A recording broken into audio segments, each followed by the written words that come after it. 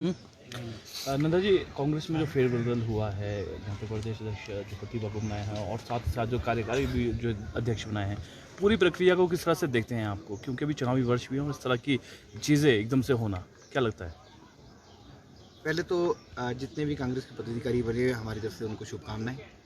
दूसरा, ये आनन फानन में जो कार्यकारिणी इन्होंने घोषित करी है उसमें एक चीज़ तो स्पष्ट निकल के आ रही है कि देश में गांधी परिवार हावी है और यहाँ पर जो है वो अपना परिवारवाद, वीरभद्र जी की जो अपना परिवार है वो परिवारवाद हावी है। तो आप देखेंगे कि जो आपकी जितनी भी कार्यकारिणी बनी है तो उसमें कुल मिला के अप्रोक्सीमेटली 40 लोगों की ये कार्यकारिणी बन के आई है और उसके अंदर जो है रानी प्रतिभा सिंह जी को जो है वो इनका प्रदेश अध्यक्ष चुना गया है। रानी प्रतिभा सिंह जी जो है वो वीरभद्र जी के फैमिली से ताल्लुकात रखते हैं, तो परिवारवाद स्पष्ट एग्जाम्पल जो है इन्होंने एक बार सामने जनता के लेके आया है। इस पे मैं बताना चाहूँगा कि भारतीय जनता पार्टी जो है वो एक बूथ स्तर की पार्टी है और यहाँ पे बूथ का एक कार्यकर्ता जो है वो उठ के प्रदेश का अध्यक्ष बनता है, यहाँ पर राष्ट्रीय अध्यक्ष बनता है, मुख्यमंत्री बनते हैं, प्रधानमंत्री बनते हैं। तो एक बूथ स्तर के कार्यकर्ता को भारतीय जनता पार्टी में एक अवसर प्रदान होता है कि वो एक देश प्रदेश का नेतृत्व कर सके। पर यहाँ पर सिर्फ एक परिवार को ही एक ऐसा अवसर प्राप्त होता है कि वो एक पॉलिटिकल पार्टी की एक नेतृत्व कर सके। दूसरा, आपने देखा होगा कि जिस प्रकार से कार्यकारिणी बनी है, पहले तो ऐसा हुआ करता था कि एक प्रधान बना करता था और वो प्रधान जो है अपनी कार्यकारिणी खुद घोषित करता था। पर यहाँ पे जो है प्रधान के साथ जो है वो 4 वर्किंग प्रेसिडेंट्स, जिसको कार्यकारी अध्यक्ष बोला गया है, उसमें बनाया गया है। तो एक तो प्रधान पद की जो गरिमा है वो तो समाप्त होगी।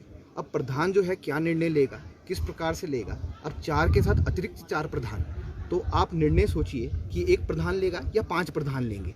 तो उसमें जो है ये अपना जो भविष्य के घर में ये बात छुप के आएगी कि किस प्रकार से इनके निर्णय बनेंगे और किस प्रकार से ये निर्णय लेंगे। तो एकाएक जो है इनकी जो है ये एकाकरण तो दिखाई नहीं दे रहा है। दूसरा, एक प्रधान को इतना भी अवसर नहीं दिया गया कि वो अपने उप प्रधान, सीनियर उप प्रधान, कोषाध्यक्ष और अपनी टीम जो है वो निर्धारित कर सके। तो वो टीम तो दिल्ली से बन के आई है और दिल्ली में किस प्रकार से खींचातान हुआ होगा वो आपको पता ही है, क्योंकि खींचातानी के लिए जो है वो कांग्रेस जानी जाती है और इसके लिए जो है बड़े लंबे टाइम से इस प्रकार की प्रक्रिया चल रही थी। आपने एक चर्चा और सुनी होगी कि यहाँ पे मुख्यमंत्री के कैंडिडेट कांग्रेस के पास बहुत हो गए और पहले भी आप देखेंगे कि मुख्यमंत्री सेल्फ प्रोजेक्टेड मुख्यमंत्री इनके हर जिले से आ रहे थे।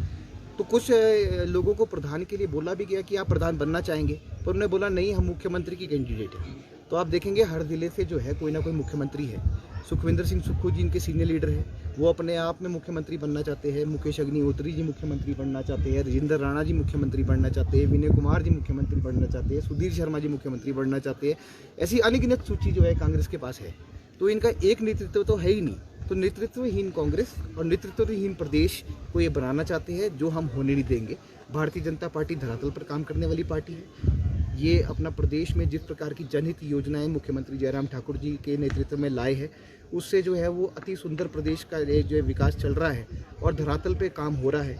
आप देखेंगे सामाजिक कितनी योजनाएं हम लाए हैं, जिसमें बूढ़े बुजुर्ग आपके जितनी भी हमारे वर्ग है उनका ख्याल रखा गया है। अनुसूचित जाति के बारे में कितना हमारी पार्टी सोचती है। स्वावलंबन योजना, इस प्रकार की अनगिनत योजना जो है वो केंद्र और प्रदेश की सरकार जो है हिमाचल प्रदेश के लिए ला रही है।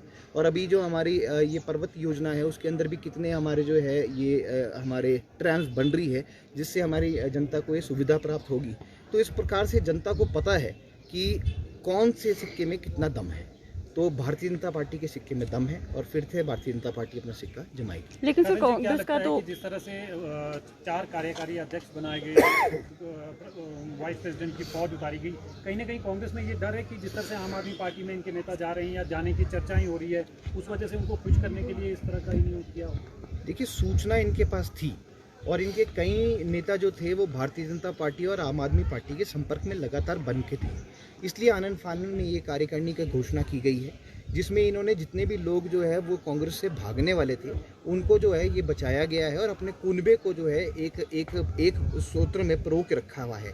तो ये प्रयास जो है ये साफ दिखाता है कि आम आदमी पार्टी और भारतीय जनता पार्टी के अंदर इनके लीडर्स आना चाहते थे और निश्चित रूप से आगे वाले समय में भी अगर इनके नेताओं को टिकट नहीं मिलेगी तो वो आने वाले समय भी अपनी पॉलिटिकल पार्टी बदलने की क्षमता रखते हैं, क्योंकि ये एक ऐसी पार्टी है जो अपॉर्चुनिस्ट पार्टी है अपॉर्चुनिस्ट पार्टी जो है वो एक कार्यकर्ता नहीं होता है, वो एक नेता होता है जो स्वयं अपने बारे में सोचता है। और भारतीय जनता पार्टी एक ऐसी पार्टी है जो जनता के बारे में सोचती है, अपने आप को सबसे अंतिम पायदान पर रखती है। कांग्रेस पार्टी ने ये दावा किया है कि वो जो वीरभद्र मॉडल है उन्हें जनता के बीच में लेके जाएगा और आने वाले समय में जो समर्थन है वो पूरी तरह से कांग्रेस को ही मिलने वाला है। और जहाँ तक बात करें भाजपा की, तो 4 साल में ऐसा कोई काम भाजपा की सरकार ने नहीं किया है और महंगाई और बेरोजगारी जैसे जो मुख्य मुद्दे, उससे हमेशा जो भाजपा है वो अपना मुँह मोड़ती रही है।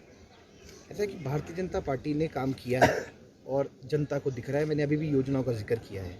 अब अगर कोई अपने आंखों पे पट्टी बांध के एक अंधे कानून का एक फैसला सुनाना चाहता है तो उसके लिए हम उनका स्वागत करते हैं, अपना फैसला सुनाए। जनता अपना फैसला निरंतर सुनाती जा रही है। मुख्यमंत्री वीरभद्र सिंह जो है वो अपने आप में एक बहुत बड़े और विराट जो है वो नेतृत्व था और जिस प्रकार उन्होंने प्रदेश में उन्होंने अपना शासनकाल चलाया उसका हम प्रणाम करते हैं कि जिस प्रकार से वो उन्होंने नेतृत्व किया वो वीरभद्र सिंह ही कर सकते थे। अब वीरभद्र सिंह जी की जिस प्रकार का नेतृत्व है, जनता को पता है कि आने वाले जो जिनकी भी उनके नेता है वो वीरभद्र जी का मुकाबला नहीं कर सकते। अब वीरभद्र जी के उस पर ये सहानुभूति के हिसाब से और उनका मॉडल लाकर हिमाचल में सत्ता में बैठना चाहते हैं तो जनता जानती है कि जो वीरभद्र जी ने दिया है वो कांग्रेस पार्टी कभी नहीं दे सकती। वो एक व्यक्तिगत सोच थी, वो एक व्यक्तिगत विचारधारा थी, वो कांग्रेस की विचारधारा कभी भी नहीं थी। आप देखेंगे कई बार जो है कांग्रेस के नेताओं ने हिमाचल प्रदेश पे जो है अनेकों प्रकार के जो है वो लॉज जो है वो थोपने की कोशिश करी, पर वीरभद्र जी ने उनका भी जो है कटाक्ष किया और उनको लागू नहीं होने दिया। इस प्रकार की अनेकों एग्जाम्पल्स आपको पूर्व में मिलेंगे। तो क्या वो नेतृत्व जो है वो केंद्र चला रहा था? नहीं, वो वीरभद्र जी चला रहे थे। पर आज जो कार्यकारिणी बनी है इससे स्पष्ट होता है कि ये डमी है, ये कठपुतली है और कठपुतली की तरह जो है ये केंद्र के साथ काम करने वाले हैं और कठपुतली कभी भी अपना जो है विवेक का इस्तेमाल नहीं कर सकती, अपने दिमाग का प्रयोग नहीं कर सकती। इसलिए जो है केंद्र के हाथों खेलने वाले नेता प्रदेश को क्या चलाएंगे। जी सर, जिस तरह से कल जो शिमला डेवलपमेंट प्लान है उसको मंजूरी मिल गई है कैबिनेट से, तो 4 साल में अभी तक इससे पहले इस तरह का जो कदम है वो क्यों नहीं उठाया गया? क्या अभी जो आने वाले नगर निगम चुनाव है उसको देखते हुए जो फैसला है यहाँ पर भाजपा की तरफ से लिया? देखिए, शिमला डेवलपमेंट प्लान जो है वो शिमला के लिए एक लंबित डिमांड थी। आप देखेंगे शिमला में एनजीटी लागू हुआ था, उससे पहले लोगों को नक्शों की परमिशन मिलती थी, पर शिमला को 3 से 4 जोन में विभाजित किया हुआ है। एक ग्रीन एरिया है, एक नॉन कोर एरिया है, कोर एरिया है। इस प्रकार जो है यहाँ पे विभाजन किया गया था और लंबे समय से जो है वो एनजीटी का जो है प्रभाव हिमाचल प्रदेश में दिखने को मिल रहा था। एक बहुत कठिन प्रक्रिया थी जहाँ पे लोग अपना नक्शा नहीं पास करवा पाते थे और एनजीटी ने अपने ऑर्डर में ये लिखा था कि एक शिमला डेवलपमेंट प्लान की आवश्यकता है। इससे पहले जो है कांग्रेस ने भी कितने वर्ष जो है वो नगर निगम और प्रदेश में राज किया, तो वो शिमला डेवलपमेंट प्लान क्यों नहीं लाए? आज 43 साल बाद भारतीय जनता पार्टी जयराम ठाकुर जी के नेतृत्व में शिमला डेवलपमेंट प्लान लाई, जिसके अंदर जो है वो सुरेश भारद्वाज जी का भी अति योगदान रहा। उसके अंदर जो है वो जनता को राहत पहुंचाने का एक बहुत बड़ा अवसर प्रदान किया है, जिसमें एक ग्रीन एरिया में एक घर बनना, जिनके पास ज़मीनें हैं उनके लिए कितनी बड़ी राहत है वो वही समझ सकते हैं जिनके पास पिछले 40 साल से ज़मीन थी पर वो वहाँ एक ईंट भी नहीं लगा सकते थे, पर वो अपना आशियाना बनाएंगे, वहाँ रह सकते हैं, रिहायशी अकोमोडेशन बनेगी और लोगों को नॉन कोर और कोर एरिया में भी जो राहत मिली है वो अपने आप में एक बहुत बड़ी उपलब्धि है। तो अगर विकास हो रहा है तो विकास को ये जो है नकारात्मक ऊर्जा क्यों दे रहे हैं? लोगों को जो है वो राहत पहुँचाने का काम भारतीय जनता पार्टी ने किया है, तो कांग्रेस राहत छीनना क्यों चाहती है? मुझे तो लगता है कि जन विरोधी सरकार और जन विरोधी पार्टी जो है वो कांग्रेस है और जनता के हित में काम करने वाली पार्टी भारतीय जनता पार्टी है। ये स्पष्ट निकल के आ रहा है और एक एक्ट को बदलने के लिए बहुत बड़ा तंत्र जो है वो बनता है। आप देखेंगे कि कितने पेजेस का जो है ये एक्ट बना था, तो इसके पीछे कितनी ऊर्जा और शक्ति लगी होगी और उसके बाद जो है इसको ये एमसी में अनाउंस भी किया गया, फिर ये कैबिनेट में गया, विधानसभा में जाएगा, मानसून सत्र में। प्रक्रिया जो है लंबी है, तो मैं नहीं मानता इसकी जो सोच है उसकी जो नींव है वो 4 साल पहले रख दी गई थी। आज वो नींव जो है वो धरातल पे उतर रही है, तो मैं नहीं मानता कि ये 4 साल या 4.5 साल वाली जो वाकया है इसके ऊपर जब ये आ रहा है तो इसका हमें स्वागत करना चाहिए, जिस प्रकार जनता इसका स्वागत कर रही है।